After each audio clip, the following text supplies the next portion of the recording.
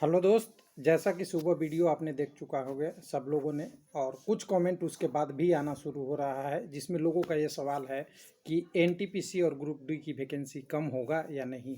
Clear रूप से बताएं, तो इस वीडियो में ज़रूर बात करेंगे। और दूसरा लोगों का कमेंट आ रहा है एलपी टेक्नीशियन और ग्रुप डी जो एग्ज़ाम हो चुका है उसका वेटिंग वाले का क्या होगा। कोई कहता है कि मेरा पैनल में नाम आ चुका है, क्या होगा। ये सब वीडियो तो ऑलरेडी बन चुका है, हालांकि कुछ लोग नहीं देखे होंगे, उन्हें अनुरोध है कि जाके देख लें। लेकिन कुछ लोगों का ये कमेंट है जो जेन्युइन कमेंट है। क्या कमेंट जेन्युइन है कि कुछ लोग क्या करते हैं, कुछ न्यूज़ अभी आती है उसको बता देते हैं और फिर अगली बार आती है तो बता देते हैं। हालांकि दोनों चीज़ें में ऐसा होता है, 100% का कंट्राडिक्शन होता है।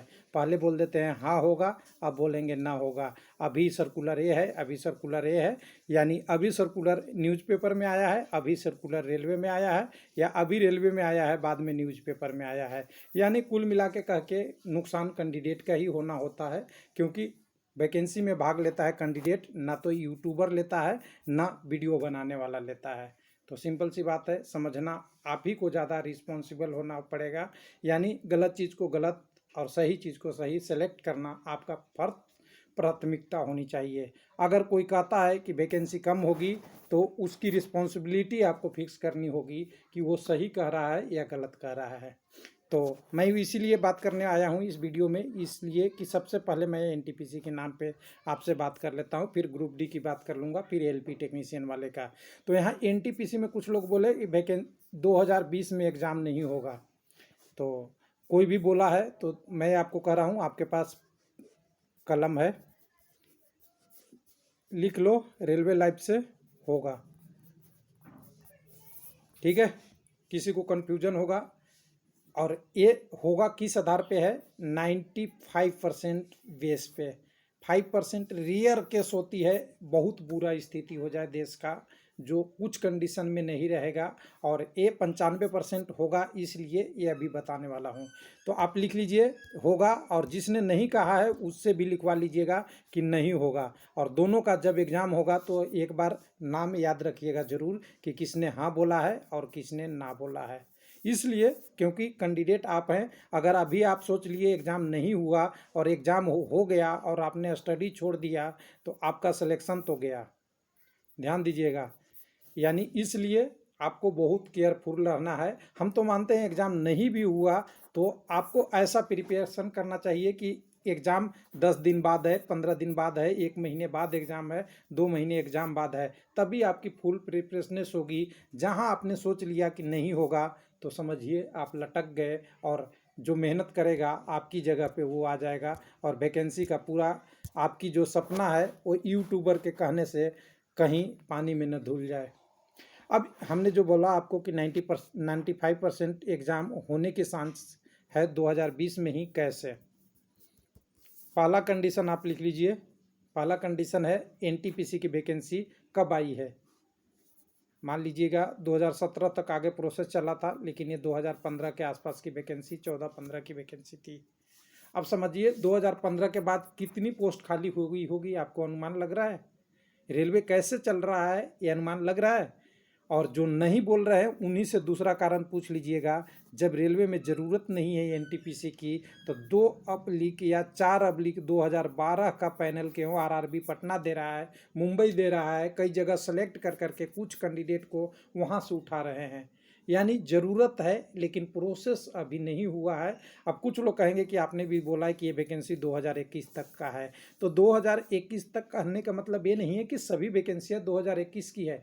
2020 की भी है, 2019 की भी है, 2017 के आसपास वाली भी है। यानी सब कंबाइन होके ये वैकेंसी है। इसलिए वैकेंसी का एग्ज़ाम रेलवे की अब ज़रूरत बन गई है। जो 2021 का टारगेट है उससे पहले तो कर ले। और जैसा कि जानते हैं आपका CBT 1 है, CBT 2 है, उसके बाद आपको किसी का एप्टीट्यूड टेस्ट है, किसी का टाइपिंग टेस्ट है। तो ये सारा टेस्ट होने में अभी बहुत टाइम लग जाएगा। अगर 2021 में एग्ज़ाम गया तो समझिए फाइनल होते होते 2022 में होगा। और लॉकडाउन खुलेगा तो रेलवे की ज़रूरत, डिमांड इतनी बढ़ने वाली है, इसलिए कह सकते हैं कि ये वैकेंसी जल्द से जल्द एग्ज़ाम ली जाएगी। अब वो जितना लेट होना था गवर्नमेंट ने कर दिया, अब लेट इसमें पॉसिबल ज़्यादा नहीं है, बशर्ते कि कंडीशन वर्थ न हो जाए। ऐसा ना हो जाए कि जो एग्ज़ाम देने वाला नहीं रहे ना एग्ज़ाम लेने वाला एजेंसी तैयार हो, तब तो हम नहीं कह सकते 95% बात कर रहे हैं जैसा कि सिचुएशन वर्तमान में है। कोविड है, अलग इशू है, कोई इशू नहीं है। अब कुछ लोग कह रहे हैं पोस्ट की वैकेंसी डिक्रीज हो जाएगी, कुछ लोगों ने बोला कि कुछ लोग कह रहे हैं कि कभी कहते हैं कि कुछ पोस्ट की कम हो जाएगी और कुछ पोस्ट की बराबर रहेगी। तो मैं यहाँ पे आपको लिख लीजिए फिर कलम से 99% पोस्ट की बात कर रहा हूँ मैं। 99% यानी मान लीजिए कि एक वैकेंसी यहाँ पे एग्जाम्पल एक मैं ले लेता हूँ कि 1 लाख वैकेंसी एनटीपीसी की अगर रहती तो मैं कर रहा हूँ 99,000 वैकेंसी कभी कम नहीं होगा।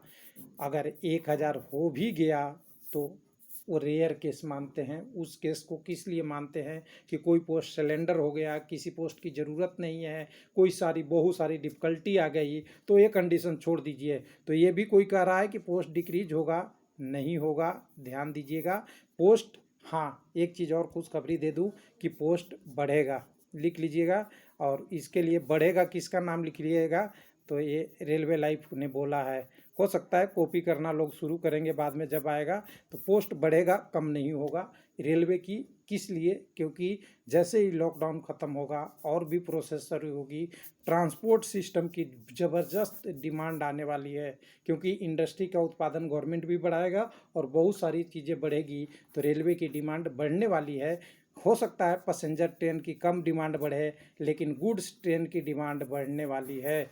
इसलिए जो गुड गार्ड्स है, स्टेशन कंट्रोलर है, टीसी है, कॉमर्शियल क्लर्क है, सबकी पोस्ट बढ़ने वाली है, यानी डिमांड बढ़ने वाली है। और यहाँ पे एक चीज़ मैं बता देता हूँ, जो भी कहता है तो कलम से लिख लीजिए, ये सब उल्टा है।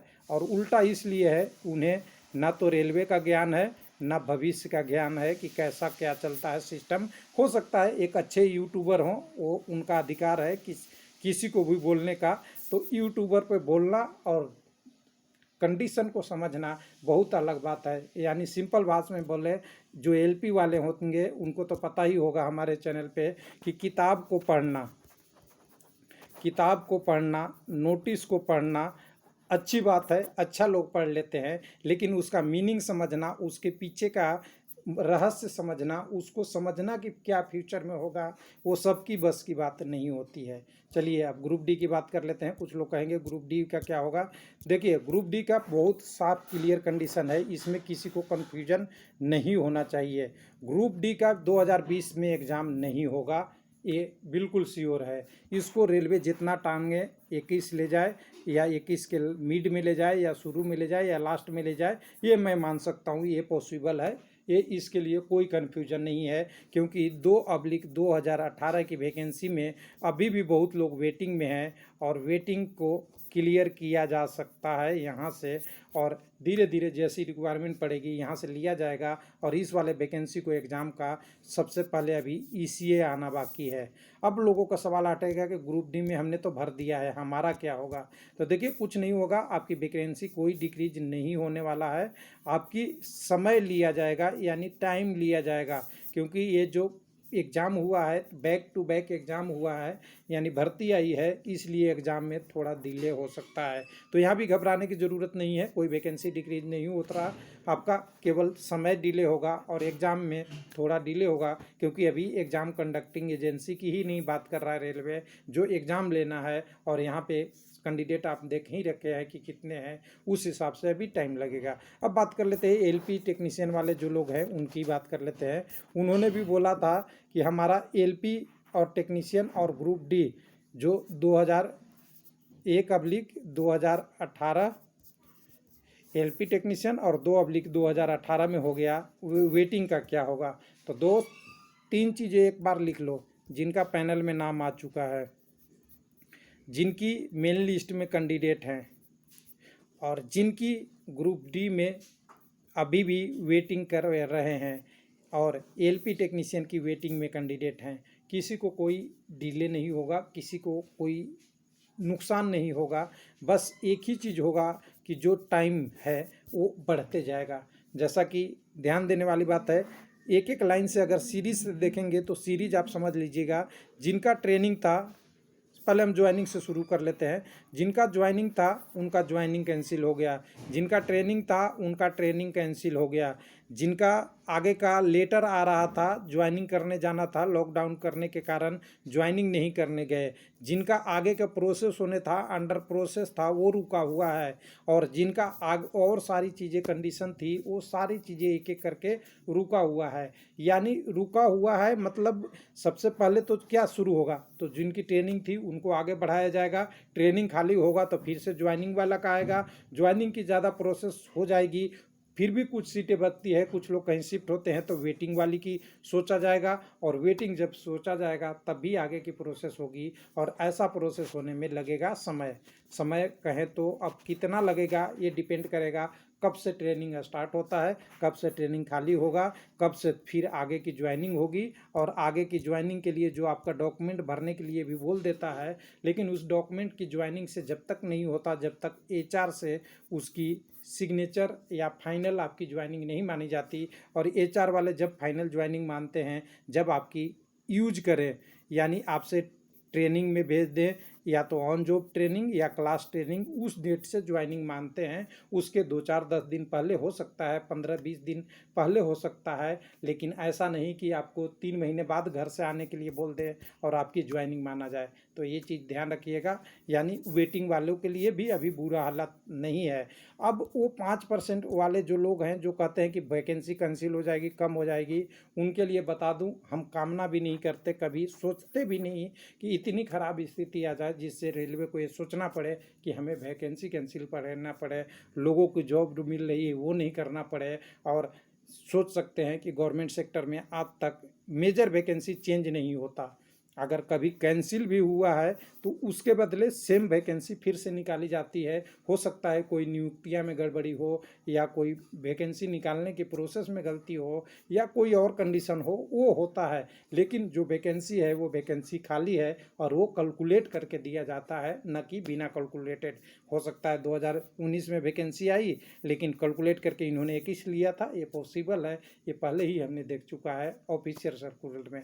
तो धन्यवाद आप लोगों का जो आपने रिमाइंड कराया, आपने कहीं देखा होगा, कहीं ऐसा सुना होगा, इसलिए क्वेश्चन ऐसा आपने डाला। तो लिख लीजिए कलम से कि जो होगा आप उसकी रिप्लाई उसी चैनल से लेंगे जिसने आपको बताया है, न कि किसी और से। थैंक यू, धन्यवाद।